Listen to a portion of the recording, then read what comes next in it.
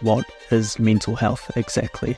Usually people know that something's not right. Receiving that information, you're kind of like, well, I don't know what to do with that information. People get very nervous when someone mentions that to them. I battled against myself so much to the point that I wasn't eating, I wasn't drinking, I wasn't really sleeping that much. I'm going to be, again, very controversial, but I blame the media. The media just created a huge environment of fear. Our kaupapa at Petersgate is that we don't turn anyone away because of their financial situation. If people aren't paying the full costs of the counselling fee, how are you able to sustain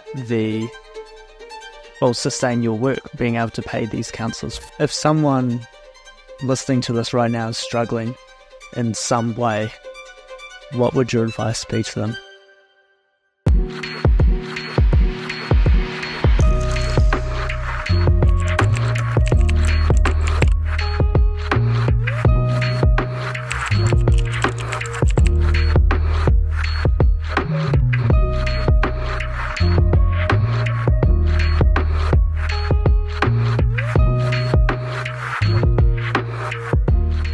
Hello and welcome to Faithful Understanding, a podcast where we seek to find where faith and culture meet.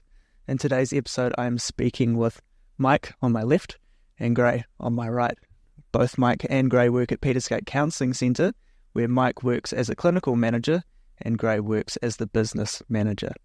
So thank you very much for joining me both today. Thank you, Ethan. Yeah, great to be here. I want to talk about the topic of mental health. But I thought it'd be really important if we start with, what is mental health exactly? So what would you guys say mental health is? Well, I think it's basically health, but health from the perspective of one's thinking, emotions, and behaviours, because all three of those things can impede on how well we are. But we deal a lot with emotional problems that people have, and so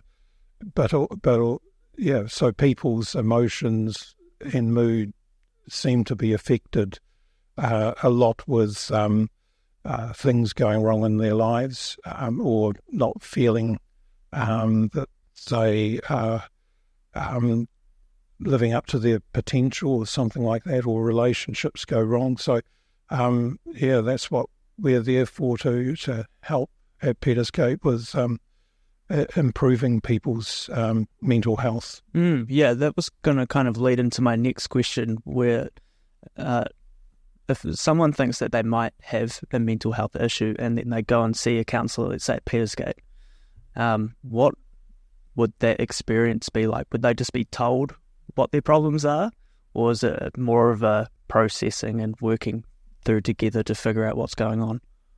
As much as possible, therapy or counselling is collaborative. So it's a process of the counsellor working with the person who comes along. We call them clients.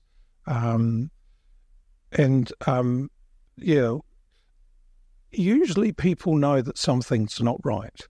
That's why they get in touch with us. Yeah, sure. So we start from there, and we understand if it's the first experience that people have of counselling, that it's going to be, they'll be hesitant and cautious and uncertain about what to expect. But it is something that counsellors and mental health professionals work to get alongside people, to make them feel safe, and to try to be as trustworthy as possible, giving them the boundaries that counselling is confidential, and that talking with them at a pace that they're able to process and hopefully make progress about how they're feeling and what they want to do in life. Yeah, when I think about the culture, I would say it's probably getting a bit better now than it has in the past, But if, let's say you broke your wrist or something like that, like people know that you need to go to a doctor's and get some help, right? But for some reason around mental health, again, I think it's getting a bit better, but there's still this bit of just tough it out, especially in New Zealand, right? There's a bit of that Kiwi attitude that you just tough it out. Concrete pill. Yeah, stuff. Take a concrete pill. Yeah. Yeah, what would you guys say to that mentality? Got a really good photograph on our Facebook page, which has someone says that they've got a broken arm. People go out of their way to help. How are you? Can we help? Here's some food, all those sort of things.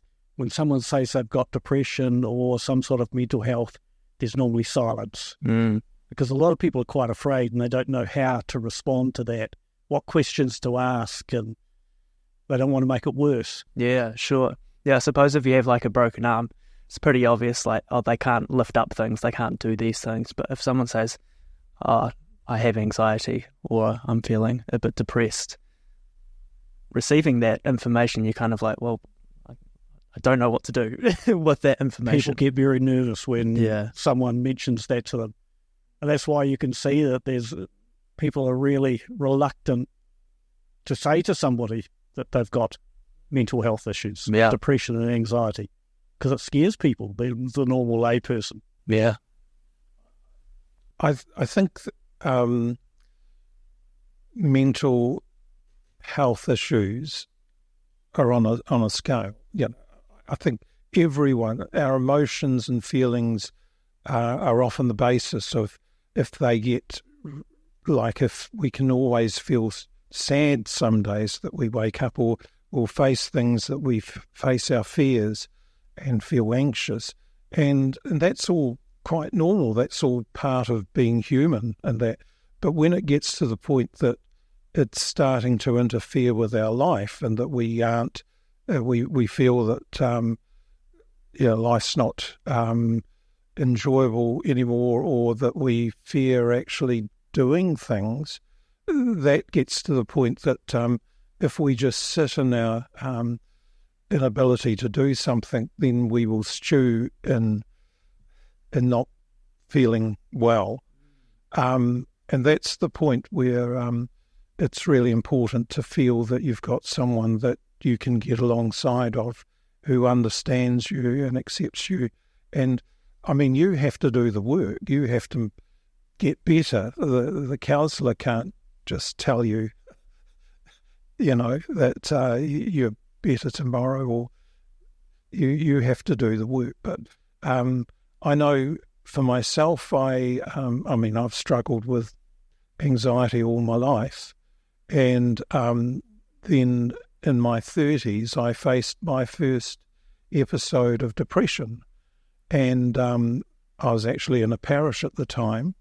And for the first few months of that year, I was not coping really well. And I was starting to feel like, it was really affecting me. It started to feel like that I was walking through treacle, that my speech was slowed up, that I just didn't want to get up in the morning, those sorts of things.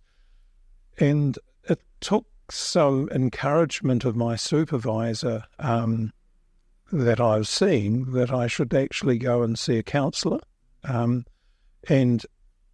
that was the best thing I could have done. And I started to make progress right from the start because I found someone who actually understood and accepted me for where I was. I thought I was weak because I was going through this phase, and it was. Those sorts of experiences have helped me to appreciate being a counsellor, and certainly appreciate the potential of how important it is when you have some form of problem, mental problem or social problem, that going for help isn't a sign of weakness. It's actually a step in the right direction. It's a strength in the end. We grow. Yeah, definitely. when it would have been about 7 years ago now. I was about 19, went to university to study music, got about halfway through the year, and I had pretty bad depression by that stage. But I very much had that mentality of like, take a concrete pill, get over it. And I battled against myself so much to the point that I wasn't eating, I wasn't drinking, I wasn't really sleeping that much. I would get nosebleeds just from stress. And so I finally decided to go and get it checked out. And straight away the doctor said, I actually recommend you go talk to a counsellor. And so I went and I started having conversations with people, with this counsellor, and it was a very good stepping stone for me into pretty much travelling back through my trauma of growing up. And then it was kind of like with that counsellor and also with my vicar back in Greymouth, which is where I grew up, this balance of this professional help, but also this pastoral wisdom and kind of allowing God into some of that traumatic stuff really picked me up and helped me move past that. So, yeah, I have a great respect for counsellors and appreciation for counsellors for that. Yeah. Brilliant. Yeah, I just comes to mind that I had a medical condition 2 years ago. Went to my GP, and it sounds like your GP was really with it, but my GP immediately, I said I'm quite anxious about my medical condition. It was a physical medical condition.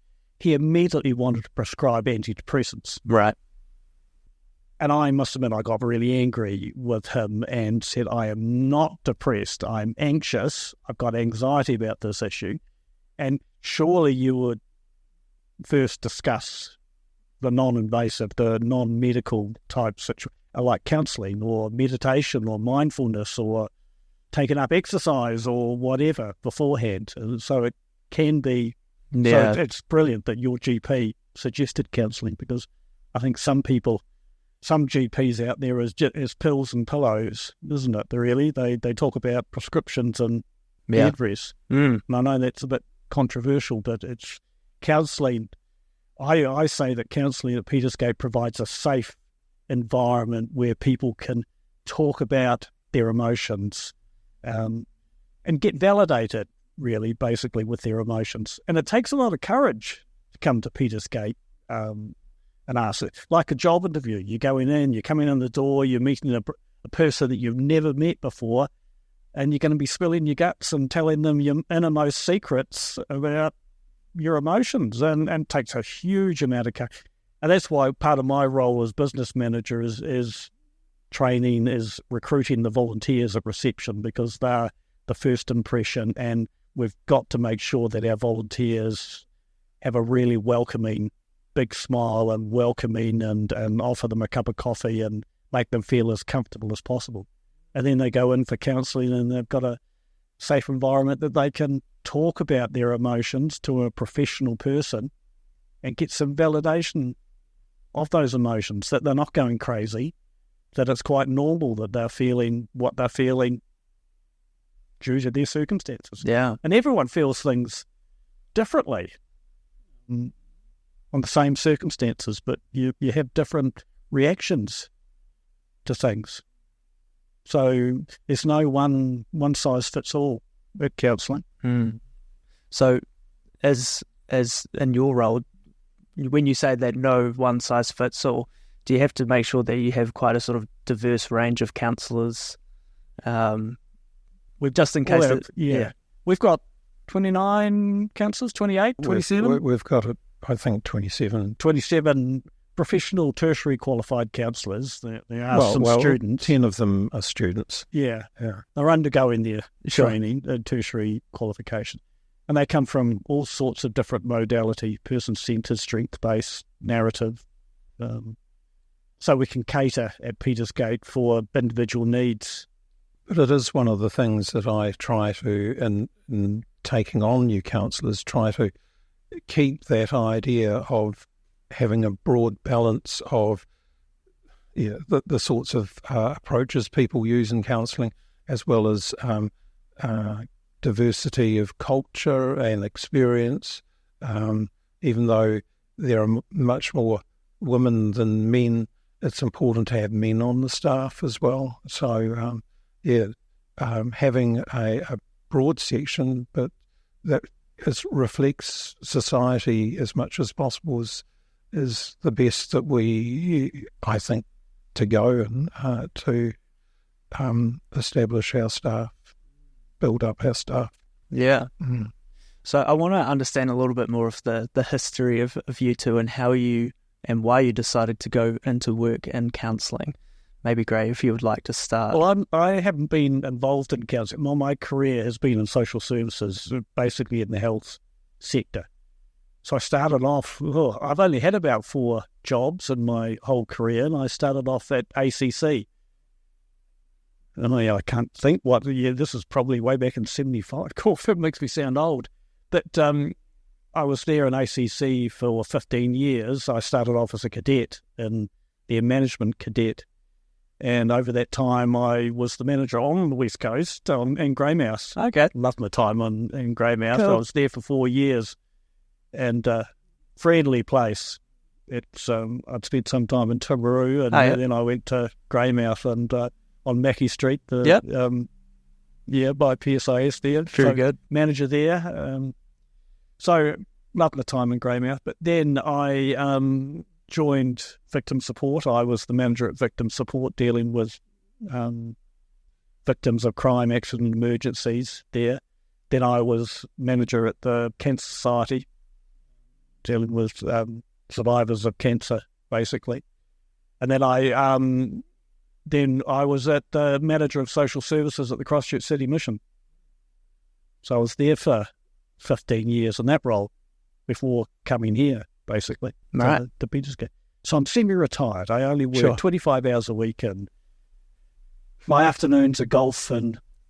You do courses, don't you? I do. I tell the volunteer I'm off on a course. And it's a golf course. Yeah, nice. So I'm semi-retired. I'm a pensioner and semi-retired. So it's the best of both worlds. Oh, very good. So that's really my background. Yeah. Cool. So I've never actually been, but I've been in management and volunteer management in the not-for-profit social service sector. Yeah. Cool. What about you, Mike? Well, I started off when I went to university. I did a mid-intermediate, but I didn't get the grades to carry on to med school. So at that stage, I decided to carry on studying psychology because I wanted to study humans. And at the end of my bachelor's degree, I applied for, because I was involved in a church and very much felt that it was important, being a Christian was important in whatever I was going to do. So I applied for to be a minister, Anglican minister. And so I was told possibly, but do a master's degree. So I carried on and did a master's degree in psychology and at Canterbury University. And as part of that, I realised that my parents had an alcohol problem.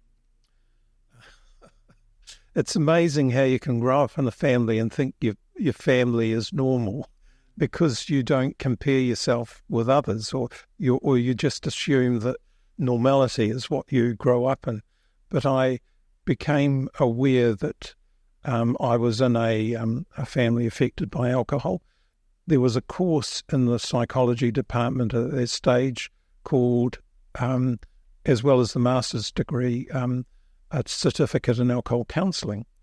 And it was a practical certificate that there was a alcohol counselling centre in the square in Christchurch that became the counselling centre training psychology students to become alcohol counsellors. And I got onto that course, and that was my first practical experience of training in counselling. But then I was hoping that in becoming a minister, I would be able to bring my counselling skills to that. And I think to much of ministry, it's been a really important aspect of working with people, understanding people, having some counselling skills or people skills to work with people. I've tended to like the pastoral side of ministry, so that's what I got a lot of satisfaction out of. I went and had my first 7 years of after ordination in parishes, and then ended up making a decision that I wanted to go back into counselling. So I came, at that stage I was in the North Island, I came back with my family back to Christchurch, and I then got a job with the Salvation Army Bridge program, which was drug and alcohol. So it was it built on my training as a counsellor. And I was working with the Salvation Army for 10 years. It's, I don't know how I've got there. What was the question? Yeah, no. It sounds... my background. Yeah. So hence, after the Salvation Army Bridge, I ended up or choosing to go into military chaplaincy because counselling was a big focus of a chaplain's work. And I another 10 years in military chaplaincy, and I found that really satisfying too. It's intentionally I've tried to hold both my pastoral ministry and my counselling together, and I've seen that they are both part of a vocation that's unique to what I feel God's given me, and something that I enjoy doing. What causes people to suffer? What causes people to have mental health problems? Is it just something that's like a biological thing? Like the nature versus nurture argument obviously is a big one. But what would you say are kind of the reasons why people suffer mental health problems? I think you're right. There are both nurture and nature are involved. I don't think it's either or. So sometimes some people have maybe a genetic weakness or propensity or something that something could trigger something like bipolar disorder or depression, or be more anxious, but many people, even with those genetic backgrounds or family backgrounds, may not develop a severe problem. And so we are in research discovering that early environments, the early relationships with parents and early experiences of either safety or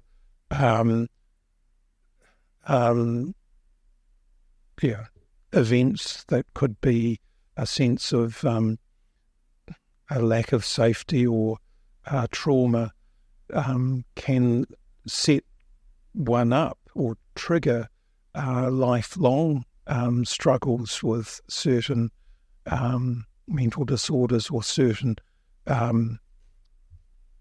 cycles that they have to deal with in their life. Right. So those early few years really important.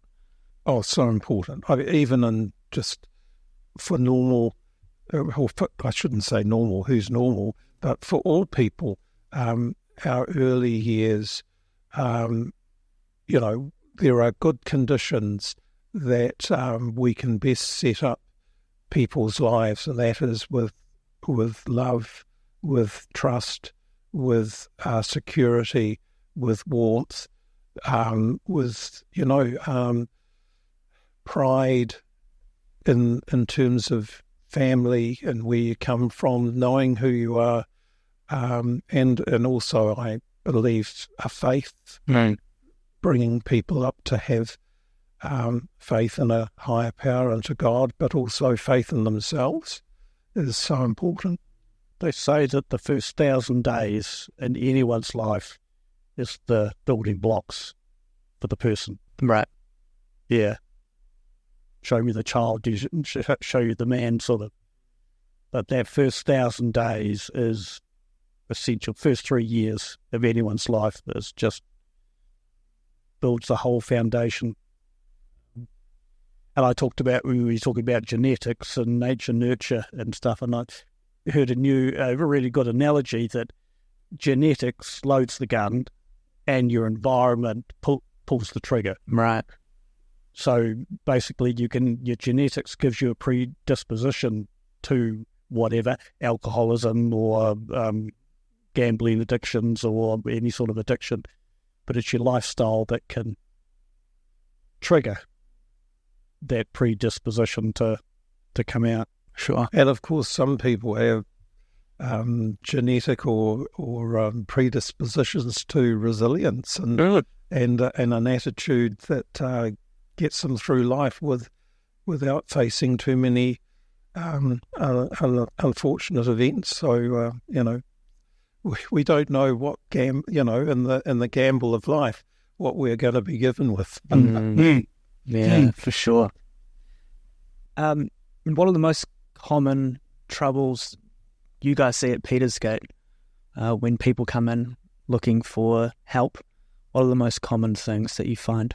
If I reflect on Petersgate, it's certainly depression, anxiety, and relationship problems. The statistics as well. Yeah, I think anxiety is abroad. A lot of people come in, and that's a difference from just being anxious, that everyone gets anxious at some time in their life. I'm anxious today doing this podcast, but doesn't say that I've got anxiety. But there's a lot of people that have got anxiety, and that can be just generalised anxiety, just fearful each day. But yeah, wouldn't you class it? Depression's probably a bit more physical than anxiety, isn't it? No, generalising. I think there's physical symptoms associated or characteristics associated with anxiety and depression. It goes in waves, doesn't it? You can be really anxious at certain times, coming up to exams. I think there's reactive sort of. We go through bad periods, and so we react to that and we respond to that. It's often what we are dealing with is when it's gone over that normal period that most people will get over it, and it starts to linger in terms of a pattern or a habit or a cycle that we're dealing with, and we don't know how to get out of it. But that constant what's the word? Rumination. That waking up at 2 a.m. and not being able to get back to sleep because you start thinking about things that happened 40 years ago and you catastrophize them, and then you're thinking about things that possibly could happen tomorrow, and then so it affects your lifestyle. You wake up exhausted, and so that's what counselling is able to discuss those things. Yeah, right. But I think everyone I've spoken to has those sort of issues, and waking at 2 a.m. and catastrophizing life. And the problems seem 2,000 times worse at 2 a.m, aren't they? When you seem to be the only person awake in the whole wide world, and it's a horrible time, and that's why counselling is so good. Yeah.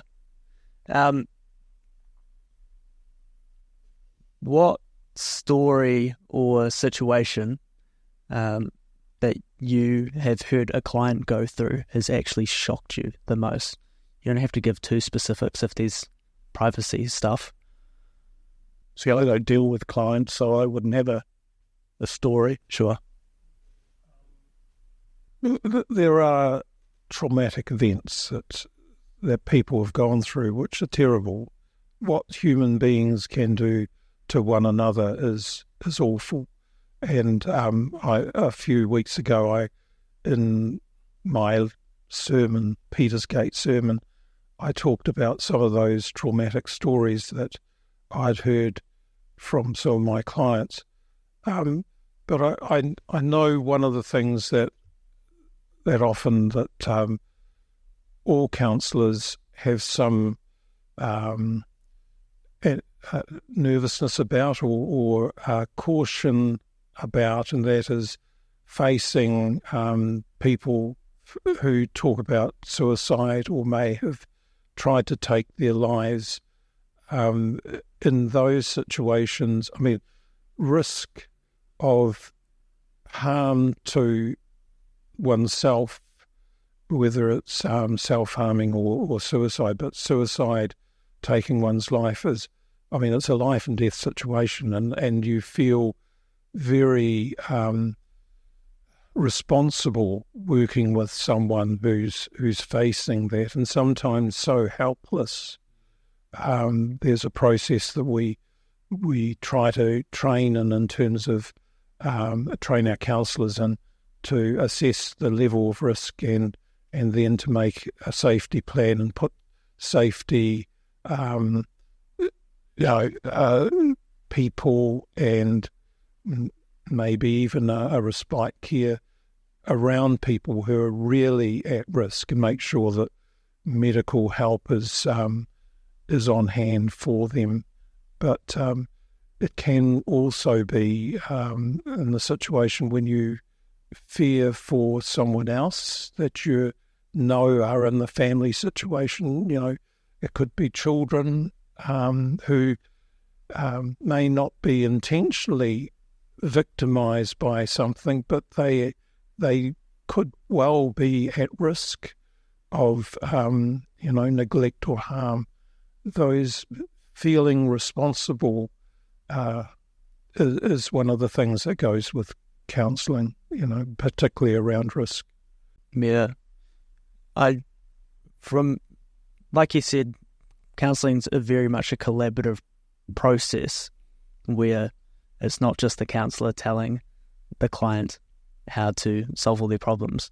But have you ever looked at someone and realised, this person is not going to be able to help themselves get out of this? Occasionally, I think someone gets you who comes, or you meet them, and it could their symptoms or their thinking or the place they are in life is just, it seems overwhelming, and they haven't got any, or it doesn't seem as though they've got much control. Yeah, sometimes that happens. We in the community don't tend to see people at that level. Hillmorton Hospital and the Accident Emergency Centre will see people because family members will bring them in because they're not coping. And of course, part of mental illness, there are psychotic illnesses that people have, and that's when they're struggling to live in reality or to be in touch with reality.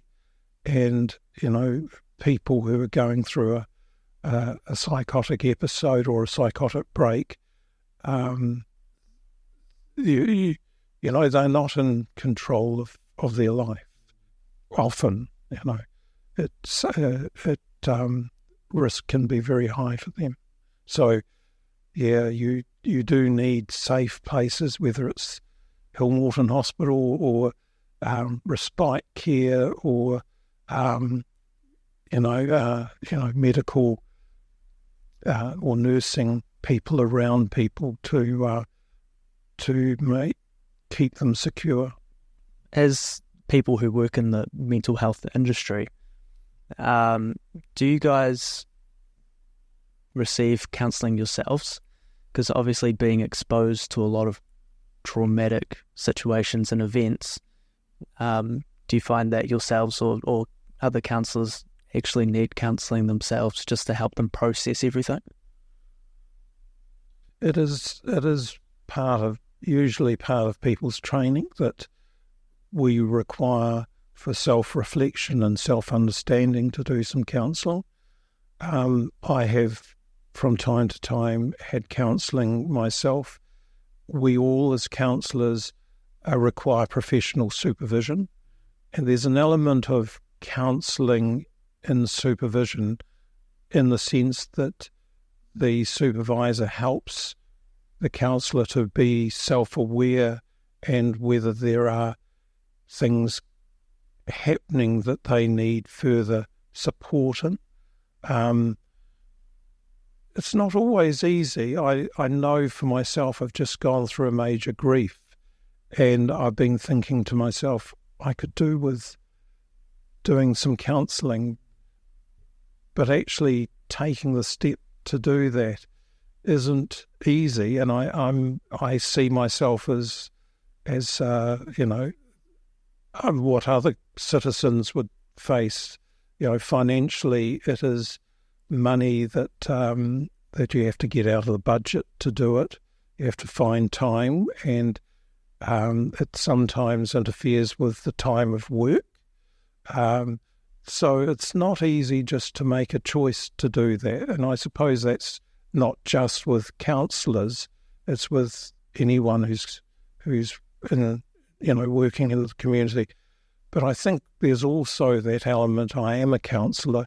I want to make sure that I go to someone who isn't going to judge me, and is it someone that I can trust professionally? There's all that element that goes with being a counsellor. But usually we have colleagues, or we know of colleagues that we can go to. We know the reputation of who we know of good counsellors. Have you got anything to say?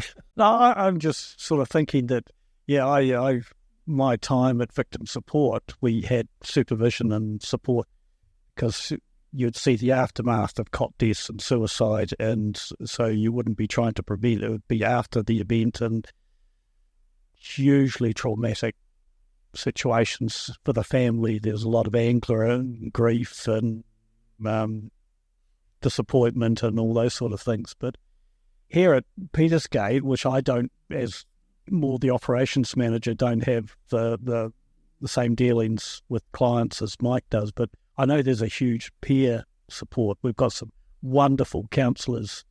You always get on better with some and joke and stuff, but they're wonderful, and they, even though it's informal and it's not a formal process, just having a chat to a counsellor over a cup of coffee is really beneficial.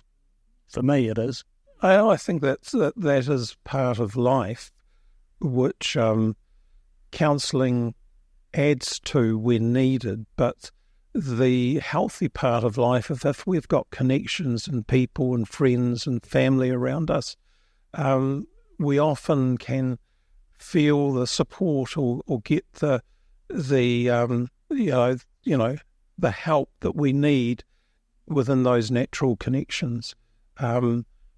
But there are times when even just a few sessions with someone and you can talk confidentially, know that it's not going beyond the room, that you can possibly look at things in a better way, a better light, than keeping it in to yourself. Yeah, not everyone has the same family networks and connections and friends out there because I just think we lost our dog just recently 15 years, and it's like a member of the family. And we had friends that came round, didn't talk about Millie, but they just came round and were there and talked to us and had a few laughs, and they were just there, and it was that support. Whereas some people don't have those, they don't have friends, especially after the COVID lockdowns, that they lost those networks. And I'm thinking specifically more of the elderly age group. And Petersgate provides that avenue where they've got somebody that they can talk to and express their feelings. People that don't have, they've stopped their networks, and then COVID's, they're still getting the aftermath of COVID. There's huge, a lot of people are getting still sick from COVID out there, but it's really, and it's that fear. I find that there's a real hyper vigilance of getting sick, especially again from the elderly, that they're too scared to venture out in case that they catch the flu or COVID, and with their weaknesses, their medical weaknesses, they don't want, so they're not going out as socially as they did before COVID.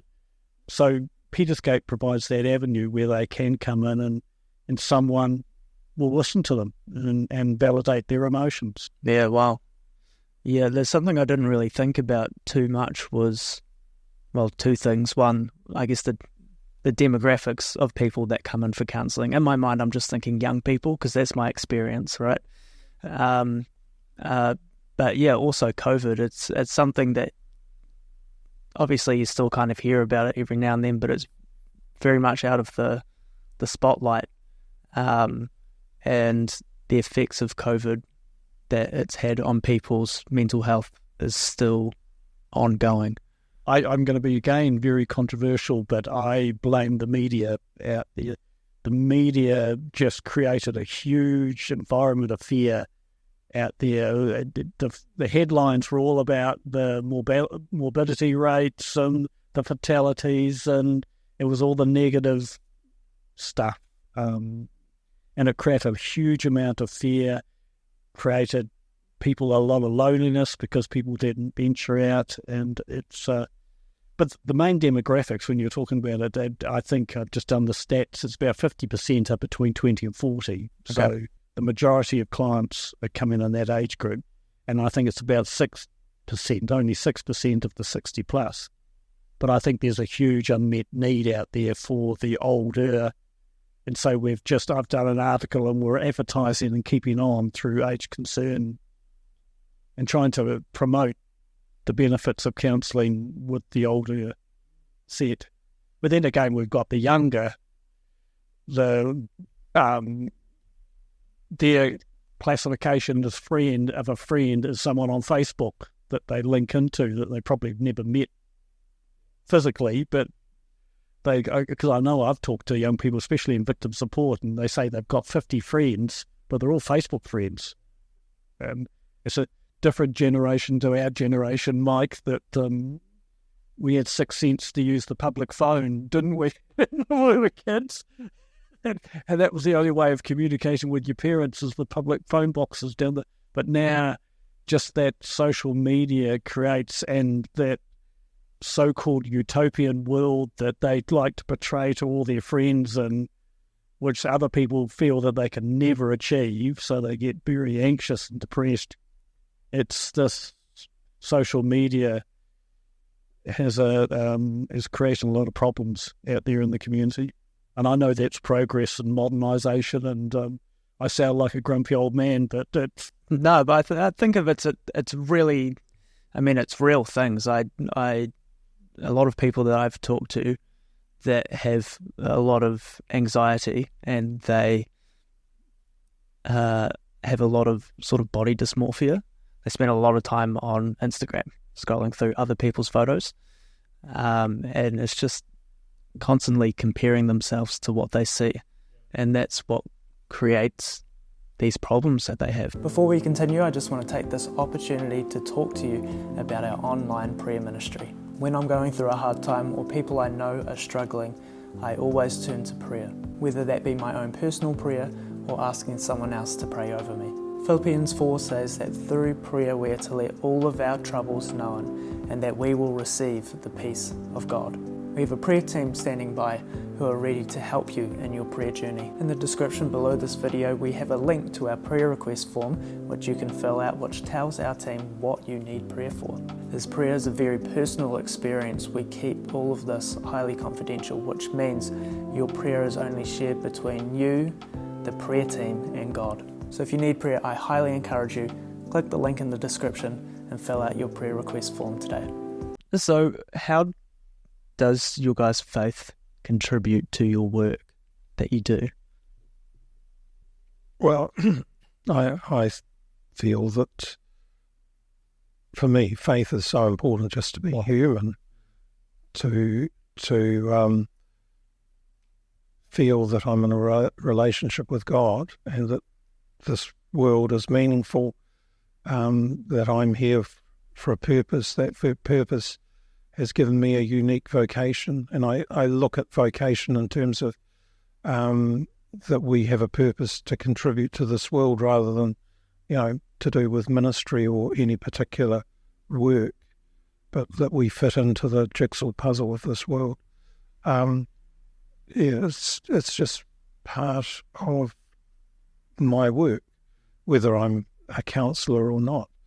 But I think that what we acknowledge at Petersgate is that while not everyone's a Christian in terms of the counselling team, we do emphasise when people are coming for jobs or being interviewed that we acknowledge everyone to be spiritual, that there's a spiritual element, and that we try to be a place that acknowledges that, which may not be that we proselytise or that we are intrusive about seeking, what's your spirituality, or do you have a spirituality, or are you Christian?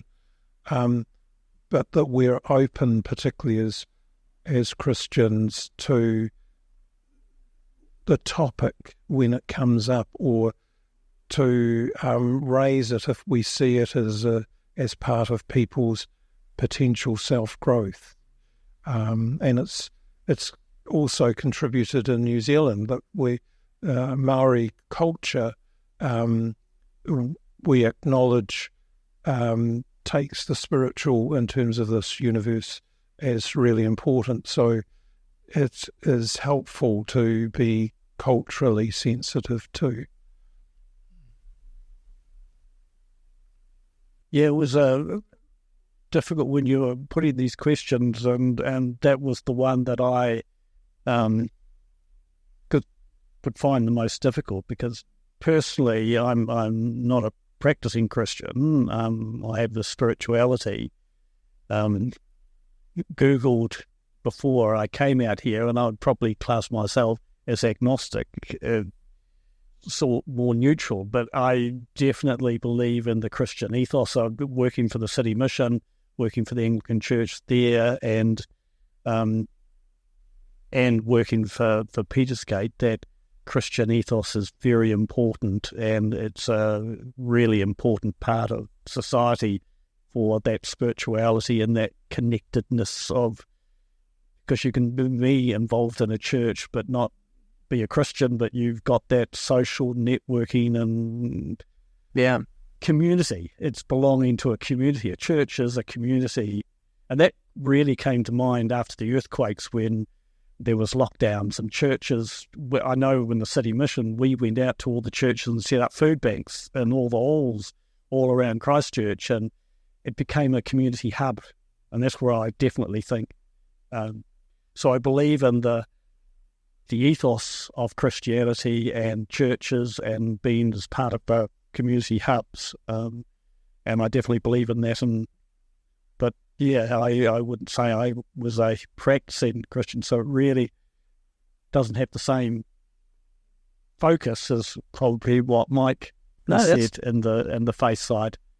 I come back to the sense that as a Christian, I believe that God is love, and it's out of that love that we do our work. If it's if it's a person-facing or person-centred type of work, we try to express that. See, I think we're all put on this world for a purpose. And I could never be in a job that makes, I don't know, wing nuts, mechanical things that makes the CEO wealthy and has the private yacht and stuff. I couldn't be in a commercial. So I've been really lucky that I've had a career. So hopefully every day that I've come, I've made a difference in somebody's life. I've changed the world for the better. And if that's my Christian sort of spiritual beliefs, that we're all put on this earth, so we've got some superpowers and that we've got to make the most of those and make the world, every day we should make the world just that wee bit in whatever way. And it's not money. Money has never been my driver, my motivation. It's helping people. It's just that. That's what I live for. I'm really lucky enough to have had a career and in that area. Yeah. No, I think that's really powerful. And I think it's good for people to understand that you don't have to be a Christian to go to Petersgate. They might see, Mike is a Christian, and that's cool. And yourself described as agnostic, and that's cool. I think that if I'm speaking as a younger person here, that if I were to see a counselling centre that wouldn't accept diversity in spirituality or in culture or anything like that, I'd probably be a little bit put off by it. So to have a diversity of spirituality, acknowledge that it's important, but it doesn't necessarily have to fit in the Christian belief, I think helps to reach more people, if that makes sense. It's something that I've faced as a counsellor. What we try to do is when we first are establishing a relationship with the client is to talk a little bit about our background and who we are, which then invites them to share who they are.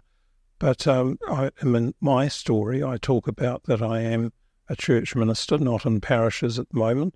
And sometimes a couple of people have said, or it's come up after that session, that they're not really comfortable with a Christian, and is there a possibility of someone who isn't a professing Christian? And we have passed those on to counsellors that would fit with what they are looking for. Sure. Yeah. So we try and be a cross-section of the community, because we've had a Muslim counsellor, and that was especially after the mosque incidents and been very beneficial. And we've got different ethnicities too, in Maori, Malaysian, Chinese. So we try and, Petersgate, and like any not-for-profit organisation, when I work for the City Mission, it's got to be able to represent the community. The equal opportunities is at the term.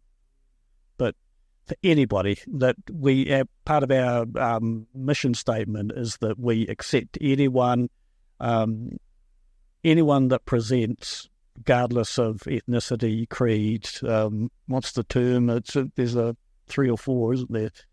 Ethnicity, creed, gender, financial situation. Because what our kaupapa at Petersgate is that we don't turn anyone away because of their financial situation. We have what we call it's a Petersgate Trust Fund. So if people are in financial difficulty, we do like them to contribute something towards it. We don't, because people don't value something if it's free, and you tend to find if it's free, then as you found with the driving licenses, that now you only pay for the first one and the rest are free if you fail them, people are just not turning up. And that's one of our issues that we do have continuously, even now, the huge cancellation rate. Okay. That, again, the financial situation and people, it takes a lot of bravery to come through that door and seek assistance. But we do have a Petersgate Trust Fund that we can use in exceptional circumstances where no fault of their own that they are unable to pay for counselling. But if they pay a small amount, then they value it a bit more that they've contributed towards that counselling. We do have a number of our clients, I think it's about 40% are on a disability allowance through work and income. And that's if you are on a benefit or you have a low income, then the doctors, the GPs are the gatekeepers. They've got to sign the medical certificate. And then the counsellor, Petersgate counsellor, signs the form and then it goes to work and income. Generally, they pay $75.10 as the disability. But all other, if you've got prescription costs and other things, that gets taken out of that 75. So generally, Petersgate takes the difference, whatever's left over. And normally, when the GP would recommend 10 sessions, so 10 sessions would be paid. So there is a disability allowance is also available for people that might be in financial difficulty and need counselling. Right. But that's through the GP, as the GPs are the gatekeeper for that. Okay. So just on the financial side of things, you mentioned you have, was it 25 counsellors? If I was 27, it varies, doesn't it? I think I lose track. Yeah. So obviously they're trained or in the middle of training. If people aren't paying the full costs of the counselling fee, how are you able to sustain your work, being able to pay these counsellors what they're owed? That's basically my job. Our counsellors are on contract. They're independent, self-employed counsellors on contract and we pay them a fee for seeing clients. So it's my role as part of in charge of the finances. So basically, I think it's about 93% of the money that we collect from the clients goes back to be paying for counselling costs. Basically, we're a charitable trust that we rely on grants and donations. We have wonderful friends of Petersgate, which are donors that we have. We have 6 constituent churches that are part of our trust deed, and they have representatives on our trust board. And St. Peter's is one, and you all know Corin, who's our chairperson, and Lynn Shearing, who's our treasurer. So they are the representatives from St. Peter's. So we have wonderful friends, but then I have to raise, because it costs $500,000 a year to run Petersgate in operational costs, and I would have to raise at least $150,000 in grants. Okay. And then we get about $15,000 through our friends' donations, and the rest is through client fees, basically. Right. So client fees are a big part, but it's grants and donations. We're like any other charity. We rely on the generosity and the support of the community that to survive. Basically, we couldn't survive just on the client fees. So how do you ensure that people are not going to abuse your kaupapa? Basically trust, and so yeah, it's a balancing act between being a business, because we are basically, when you actually get fees, we're not donating our services, so we're basically a social enterprise. But then we've got our Christian ethos and our charitable status that we don't allow anyone to be turned away if they need our support and assistance. So it can be and that's sometimes Mike's the good cop and I'm the bad cop. That I'm the one that says, no, we need this money and this is the budget. And so we do have punch-ups now and again, don't we? over issues, but it's a balancing act.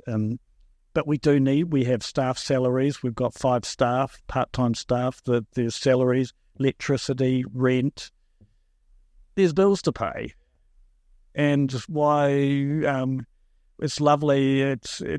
An organisation such as Petersgate can't rely solely on charity and love to survive. We've got bills, so there does need to be some pedantic policies and procedures, and we do need to chase up if there's debt. So we have policies that person can't have a third counselling session if the first 2 are still unpaid, those sort of things that we've got, because debt, before I came along, there was thousands of dollars worth of debt that was written off each year, and Petersgate can't financially survive in those sort of situations. So it's really a big balancing. Yeah, so it's a big role. I think your role has certainly grown, but I think we all appreciate, the Trust Board and us counsellors appreciate how important it is to have a competent person in your role. Thank you, Mike. Could you speak that more clearly into the mic? Mike, I have a question for you. Is there any time where in your work you come across, maybe it's some industry standard policies or anything like that you find conflict, like is that conflict with your personal faith?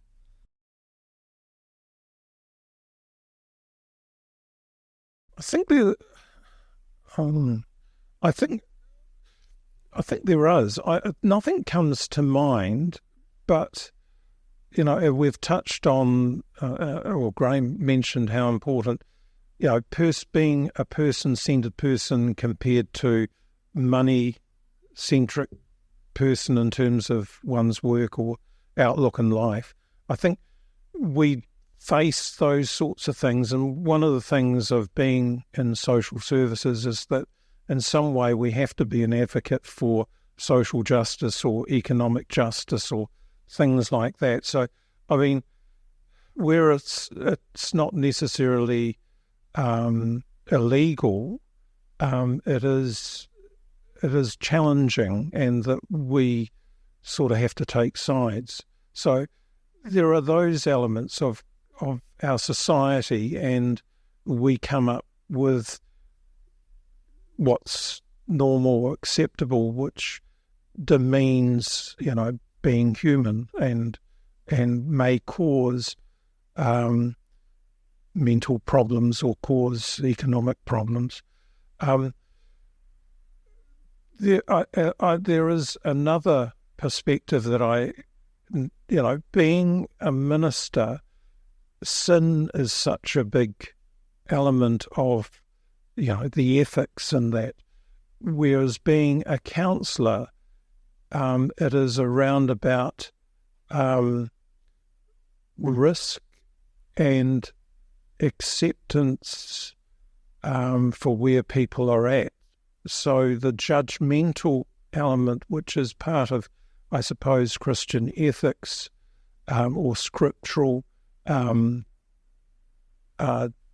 direction or teaching, is not. We can't bring that into our counselling. Well, that's my approach to it, and so that can bring challenges or bring conflict between other people of faith, and that where the sense of what is sinful and what is right and what is wrong is more clear and more black and white for them. We have to, I feel that as counsellors, we have to just accept people for where they're at, but we do look out for risk of and harm. That's what we have to act on. Yeah, I'm just imagining if I were in your position, and the solutions that the clients came up with for themselves may work from a point of view from outside of the Christian faith, but you may not align within the Christian faith. And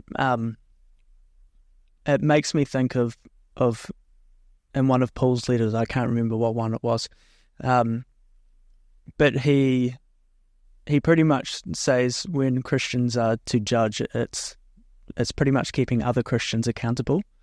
And so my interpretation of that is that if people outside of the Christian faith decide, they're not Christians, they think this is the best for them, yes, you offer them that help, but you wouldn't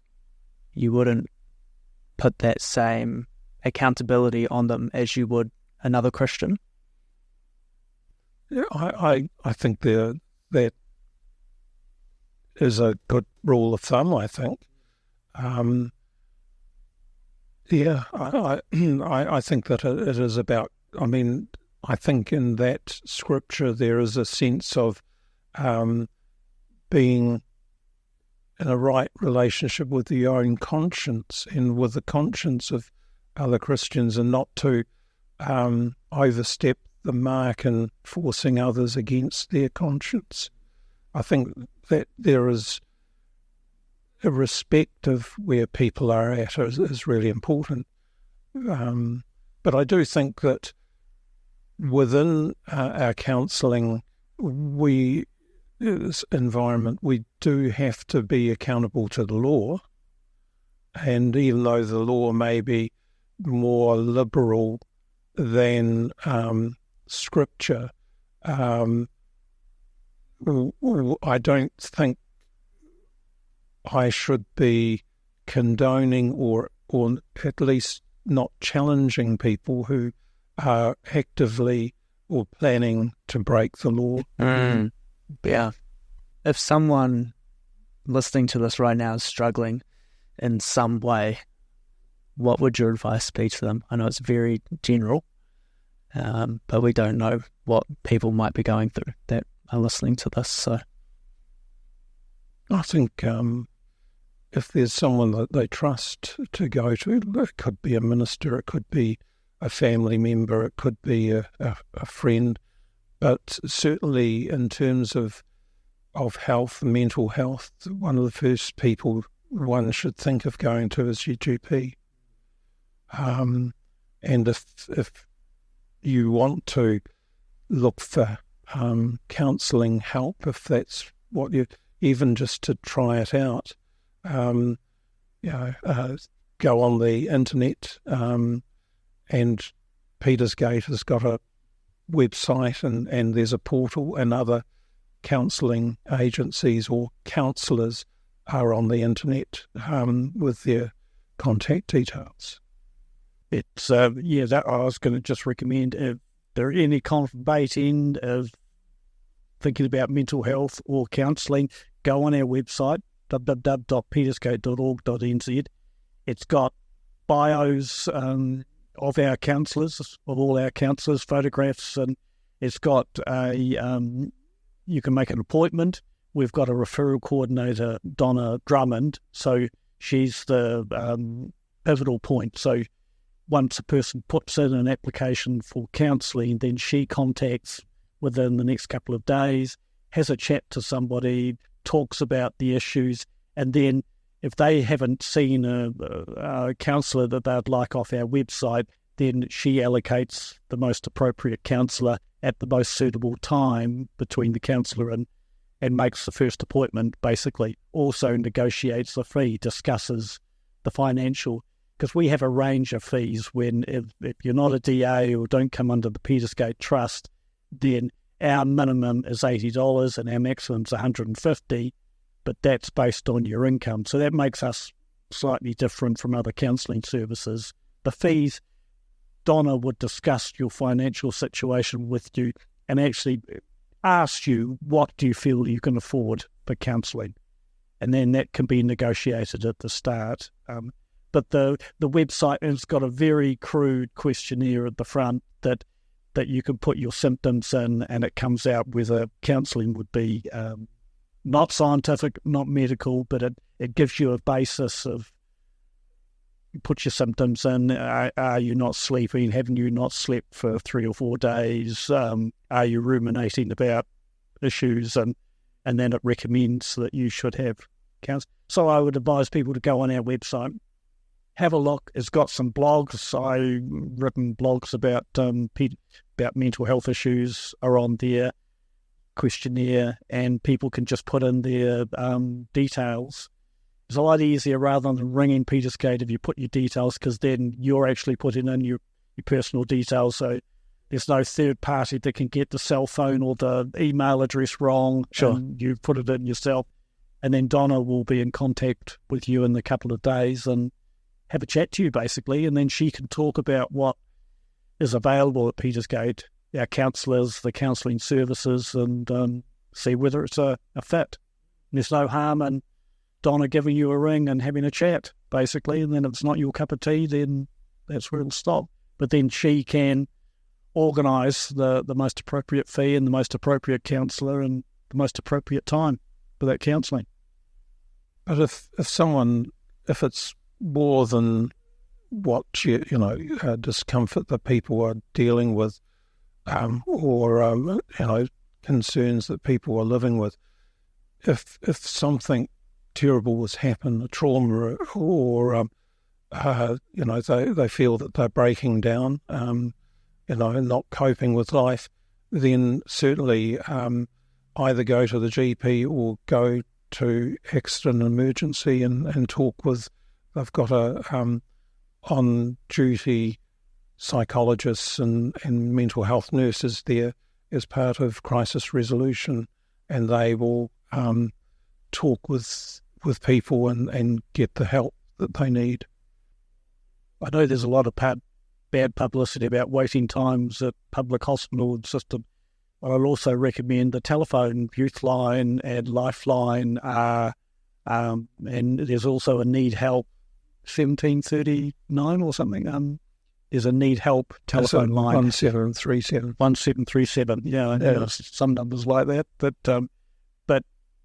if you need urgent help, they're brilliant. I used to be a volunteer on Youthline, so I know personally that they have really well-trained, and even citizens' advice during the day. They can provide you with some advice and some support, and at least point you in the right direction, citizens' advice. But Lifeline and Youthline, I'm pretty sure they're available 24/7, are they? I'm not quite sure. No, I'm not quite sure, actually. Yeah. I think that there's systems that you can leave your details and people get. Yeah. So they're well-trained on those two services. They're well-trained volunteers. They're just not well-meaning people, that they have had training in providing that sort of support. Yeah, sure. But, yeah, I suppose they would be the first port of call, because you think of the public hospital waiting system, and now I hear horror stories of trying to get an appointment with your GP now, but they're so overworked. So, so they're the options, basically. Cool. So what I'll do for people listening is, in the description box below the video, I'll have a Petersgate website, and I'll have links to all the different helplines and things like that. So it's very accessible for you if you feel as though you need it. Brilliant. Is there any last thoughts, any things that you want to say before we finish up? You've been very gentle with us.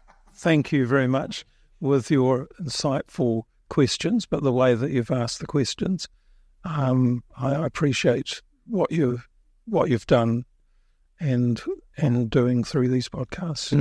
Thank you for that. Yeah. No, just so that reason. Yeah.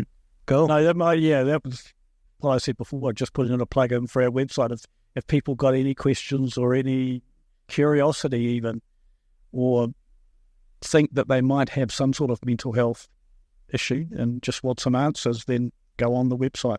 Very good. Mike and Gray, thank you for joining me. Thank you, Ian. Thank you. Cheers.